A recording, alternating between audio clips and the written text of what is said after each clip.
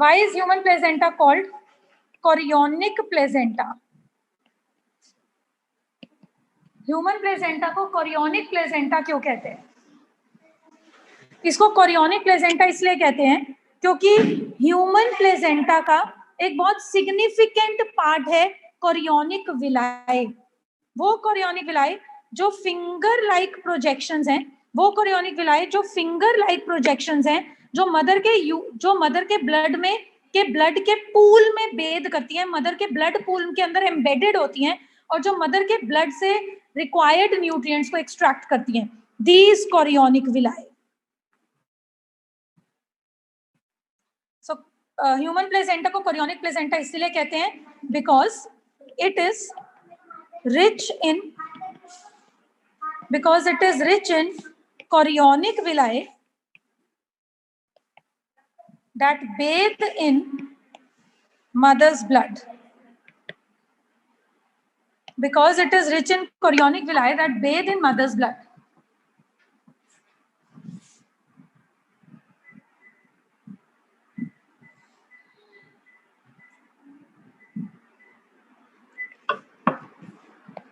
Second, जो humans में females में प्लेसेंटा है उसको मेटाडिस्कॉइडल प्लेसेंटा भी बोलते हैं। The placenta in human females is also called as metadiscoidal placenta, क्योंकि कोरियोनिक विलाय कुछ इस तरीके से डिस्ट्रीब्यूटेड होते हैं, कोरियोनिक विलाय कुछ इस तरीके से डिस्ट्रीब्यूटेड होते हैं कि दूर से देखने पर वो एक डिस्क की शेप ले लेते हैं। मेटाडिस्कॉइडल प्लेसेंटा इसे क्यों कहा जाता है? Because of the way of distribution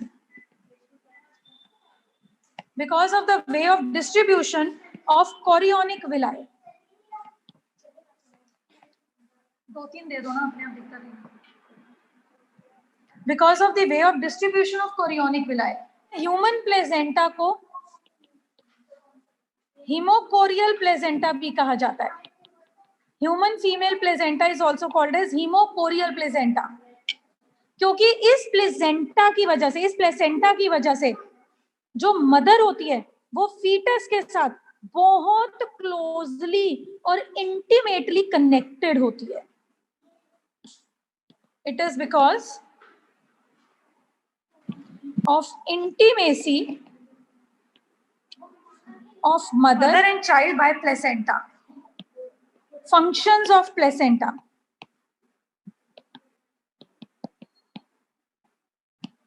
It passes nutritive elements.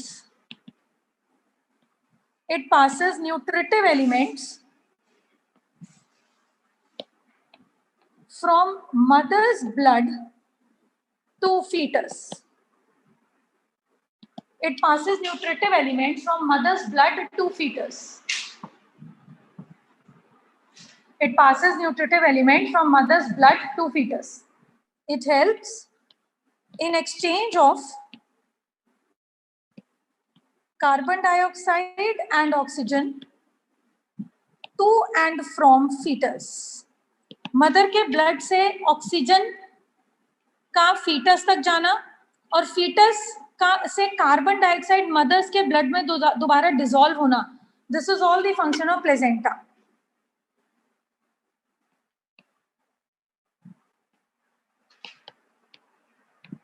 It helps fetus to pass excretory products out of body. 12th class जो फीटस होता है वो मैंने तुम्हें अभी ये बात डिस्कस करी कि जो फीटस होता है, मैं पिंकी कर रही हूं उसको, वो अपने आसपास एक वाटर में होता है जिसको एमनियोटिक फ्लूइड कहते हैं। जब फीटस थोड़ा बड़ा होने लगता है तो फीटस के अंदर कभी कभार एमनियोटिक फ्लूइड चला जाता है। फीटस एमनियोटिक फ्लूइड को गैलप कर लेता है, थोड़ा सा उसके अंदर निगला जाता है और ये एमनियोटिक फ्लूइड फीटस का यूरिन भी बनता है, जो बाद में प्लेसेंटा के थ्रू फीटस से दूर कर दिया जाता है। मैं आपको थोड़े थोड़े फैक्ट्स बताती रहूंगी, जितना मुझे लग रहा है कि आप जान लो तो कोई प्रॉब्लम नहीं है। फोर्थ, प्लेसेंटा में लिखो, it is natural barrier of unwanted materials to fetus. Unwanted materials जो ऑब्जेक्शनेबल हैं वो फीटस तक प्लेसेंटा जाने नहीं देता। सबसे अच्छा फंक्शन लिखो, और इसके ऊपर आज मैं डिटेल बात करूंगी। I'll talk in detail about the fifth function of placenta. Placenta secretes many hormones. Placenta बहुत सारे हॉर्मोन्स को सिक्रीट करता है। हॉर्मोन्स ऑफ प्लेसेंटा, एस्ट्रोजन और progesterone, relaxin, human chorionic gonadotropin hormone, human chorionic somatomammotropin hormone, ये सारे hormones placenta से secrete होते हैं।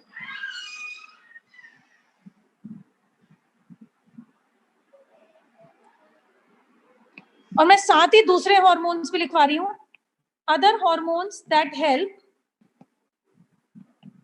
In pregnancy and child birth, और दूसरे हार्मोन्स जो प्रेगनेंसी और चाइल्ड बर्थ में हेल्प करते हैं, ऑक्सीटोसिन, प्रोस्टेग्लैंडिन हार्मोन्स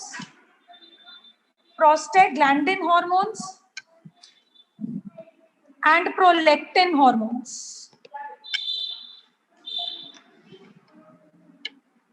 ये सारे के सारे हार्मोन्स हैं जो प्रेगनेंसी को मेंटेन करने में, मेंस्ट्रुअल साइकिल्स को रोकने में, चाइल्ड को डिलीवर होने में मदर की हेल्प करते हैं। इन सारे हार्मोन्स के फंक्शंस को एक बार देख लेते हैं। एस्ट्रोजन एंड प्रोजेस्टेरॉन, ये वाले जो हार्मोन्स हैं ये यूट्रस को रिलैक्स करने में हेल्प करते हैं, यूट्रस को रिलैक्स करने में हेल्प करते हैं, उसकी अकड़न को खत्म करते हैं at the time of childbirth. No doubt progesterone और एस्ट्रोजन की जो कंट्रीब्यूशन है, जो फंक्शनैलिटी है, वो ओव्यूलेशन से शुरू होती है। अगर फीमेल कंसीव नहीं करती, अगर फीमेल प्रेग्नेंट नहीं होती, तो मेंस्ट्रुअल साइकिल्स के दौरान भी एस्ट्रोजन और प्रोजेस्टेरॉन के फंक्शनैलिटी होती है।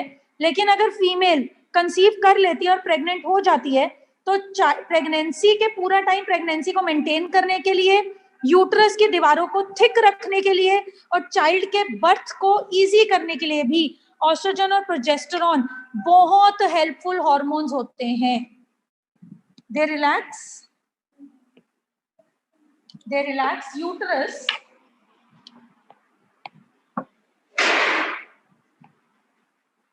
during childbirth. They relax uterus during childbirth along with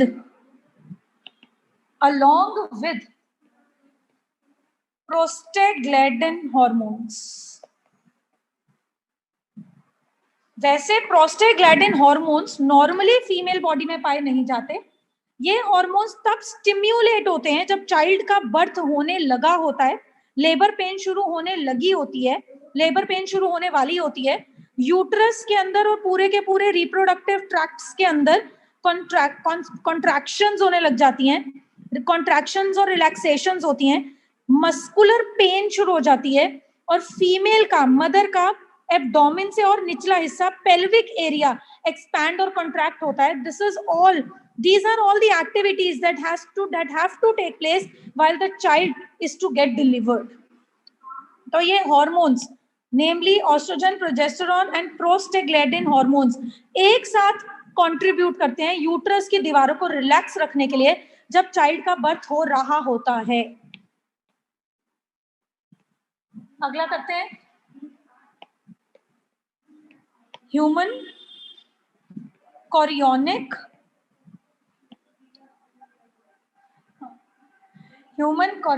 तुम फाइल लिख दो बस। Human chorionic somatomammotropin hormone. This hormone is also called as human placental lactogen hormone.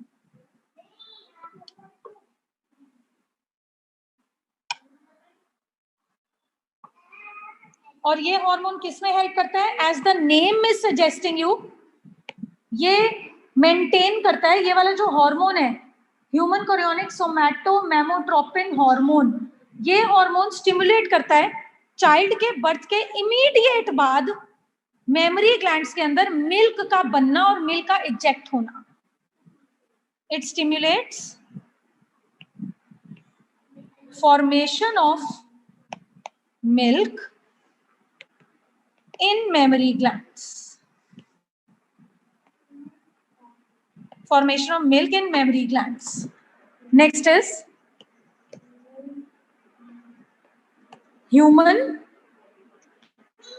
chorionic gonadotropin hormone. इसके बारे में इसको मेंशन कर चुके हैं पहले।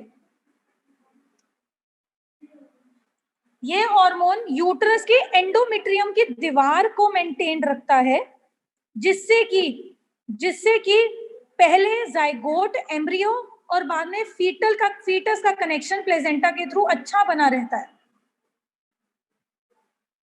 इट हेल्प्स इन मेंटेनिंग, हम ये लिख चुके हैं पहले, endometrium uterine layer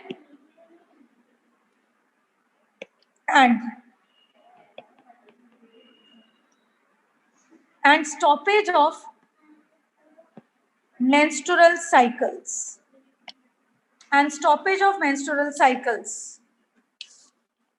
in pregnant female. अगर फीमेल प्रेग्नेंट हो गई है तो मेंस्ट्रुअल साइकिल्स होनी नहीं चाहिए, ओवरी में से नया ओवम रिलीज होना नहीं चाहिए, ओव्यूलेशन रुक जानी चाहिए।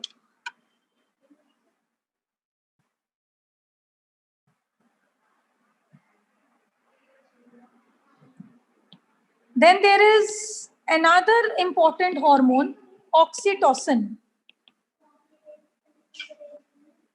इस हार्मोन को ना, ये हार्मोन दोनों के लिए अच्छा है, मदर के लिए भी और चाइल्ड के लिए भी, क्योंकि ये हार्मोन कहलाता है, इसको कहा जाता है social emotional amplifier for mother. Social emotional amplifier for mother.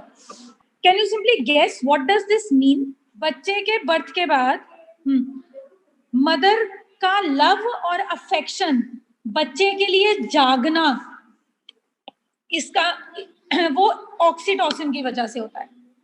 Intimacy that is another thing, वो पता है, लेकिन वो इमोशंस का जागना, बहुत बहुत इंटेंस लेबर पेन्स के बाद भी, टोटल एक बहुत सीरियस कंडीशंस को ओवरकम करने के बाद भी मदर अपने चाइल्ड को बहुत बहुत प्यार करती है, और उसका एक साइंटिफिक रीजन ऑक्सीटोसिन भी होता है।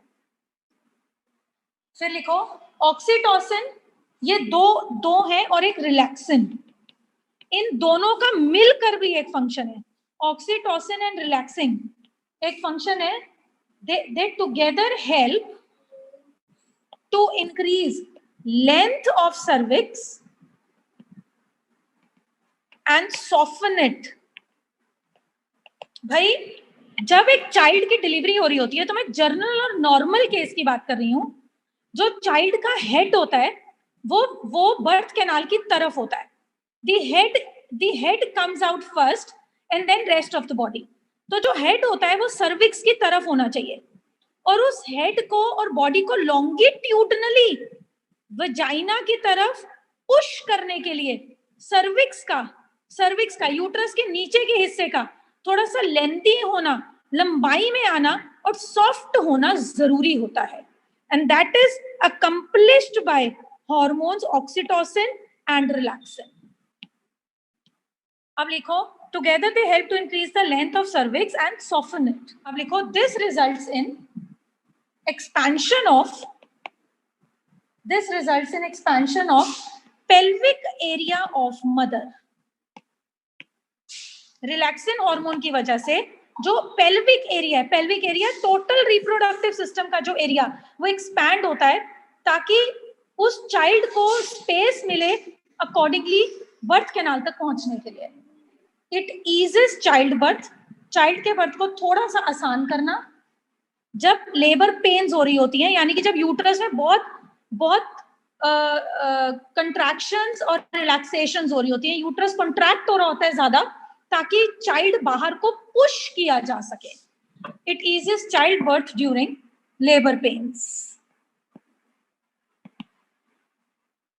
ऑक्सीटोसिन का एक और काम भी होता है, चाइल्ड की डिलीवरी के टाइम आने से थोड़े आवर्स पहले, चाइल्ड के डिलीवरी का टाइम आने से कुछ टाइम पहले, कुछ आवर्स पहले, मे बी एक दिन पहले थोड़ी पेन होनी शुरू हो जाती है, जिससे डॉक्टर्स को इंडिकेशन मिलती है कि लेबर का टाइम, चाइल्ड डिलीवरी का टाइम नियर है। और वो इंडिकेशंस भी ऑक्सीटोसिन हार्मोन की वजह से डॉक्टर्स को मिलती हैं। It also produces pre labour contractions में अभी चाइल्ड बाहर को पुश नहीं हो रहा, यूट्रस चाइल्ड को बाहर पुश करने के लिए कुछ नहीं कर रहा, लेकिन हाँ थोड़ी सी अकड़न होनी शुरू हो रही है, indicating that it is going to do that activity maybe in few hours from now. Also produces pre labour contractions और tightenings so that baby head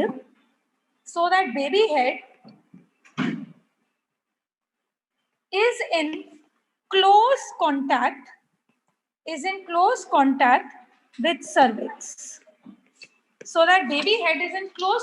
with cervix. दो हॉर्मोन्स और भी हैं जो मदर की बॉडी में release हो रहे हैं उस टाइम पर, जिस टाइम पे मदर चाइल्ड को बर्थ दे रही है, क्योंकि मदर को अपनी बॉडी में जरूरत से ज्यादा एनर्जी चाहिए उस टाइम पे, और मदर को अपनी बॉडी में विगरस एनर्जी फ्लो के साथ साथ जो मदर की बॉडी में हार्ट बीट बहुत तेज हो गई है, और जो मदर का रेस्पिरेशन रेट, ब्रीदिंग रेट बहुत हाई हो गया है चाइल्ड के बर्थ के दौरान, तो उस टाइम पे मुझे बताओ बेटा कि कौन से हार्मोन का रिलीज होना जरूरी है during labour pens.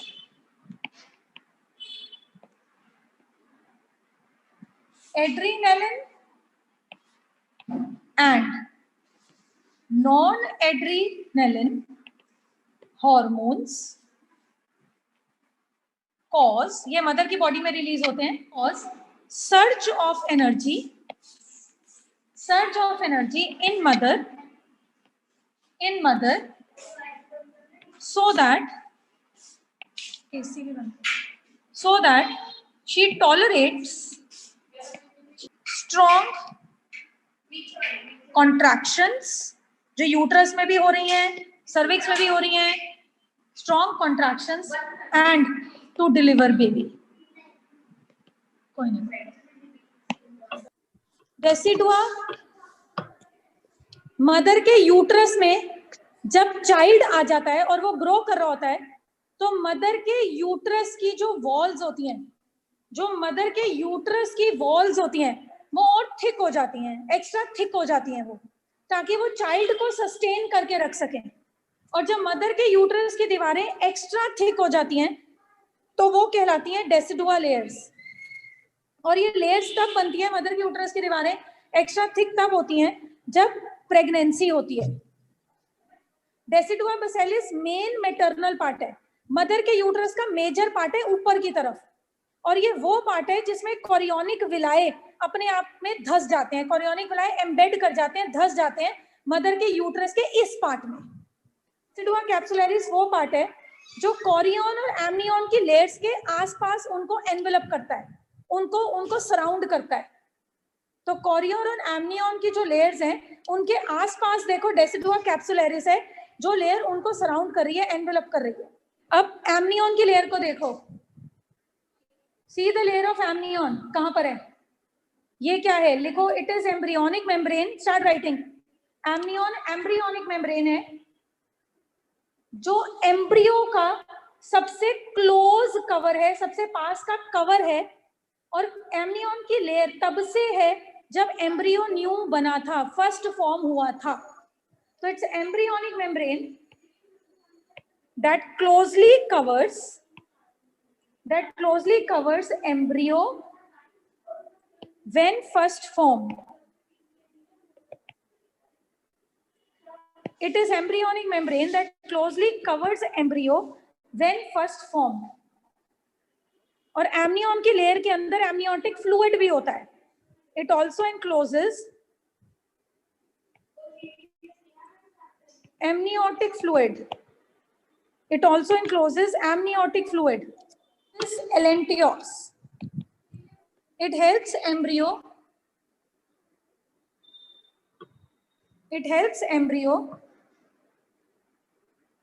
to exchange gases.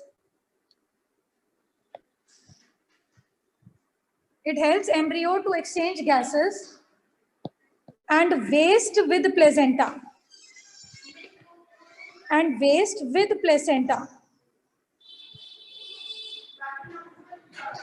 और ये वाली जो लेयर है वो यॉर्क सैक लेयर का ही एक्सटेंशन है, यॉर्क सैक लेयर का ही एक आगे की तरफ आउटग्रोथ है। It is extension of posterior wall of yolk sac. It is extension of posterior wall of yolk sac. और ये वाली जो लेयर बनती है एम्ब्रियोनिक मेम्ब्रेन, ये वाला जो एम्ब्रियोनिक मेम्ब्रेन है ये मैमल्स, रेप्टाइल्स और बर्ड्स तीनों में होता है। It is characteristic of reptiles, birds and mammals.